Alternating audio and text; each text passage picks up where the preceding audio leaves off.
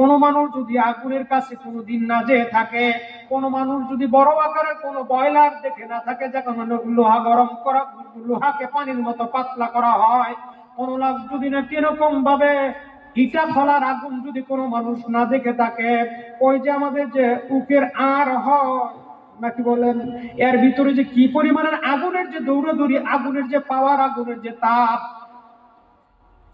অথবা চুলার মধ্যে যে আগুনের তাপ, লাকড়ি দিয়া পাক করলে এক ফুরঙ্গ লাকড়ির আগুনের ছিটকা যদি হাতে পায়ের মধ্যে লাগে, বলেন কথা ঠিক কিনা? এর তাপ যদি কোনো মানুষ কোনোদিন না দেখে থাকে, না বুঝে থাকে, তারে কোনোদিন বুঝানো সম্ভব হবে না। কারণ কি যাতনা বিষে বুঝিবে সে কিসে, কবু আসি বিষে দংশে নিজারে। যারে কোনোদিন সাপে দংশন করে নাই, তার যতই বুঝানো বুঝাক না কেন, তারে বুঝানো যাবেই না সাপের ব্যথা যে, কামড়ের ব্যথা যে কত মারাত্মক, বলেন কথা ঠিক কিনা? জাহান্নামের আযাব এত ভয়ঙ্কর, আল্লাহ রাব্বুল আলামিন নিজেই বলেন, তুম্মা লা ইয়ামুতু ফিহা ওয়া লা ইয়াহইয়া। এখানে এমন আযাব দেওয়া হবে যেখানে তোমরা না জিন্দা না মুর্দা, না জিন্দা না মুর্দা। তার মানে জাহান্নামের আযাবের কোটি কোটি ভাগের এক ভাগ আযাব যদি বান্দা বান্দিকে দুনিয়ার মধ্যে দেওয়া হতো, মুহূর্তের মধ্যে জানটা বাহির হয়ে যাইতো, বলেন কথা ঠিক কিনা?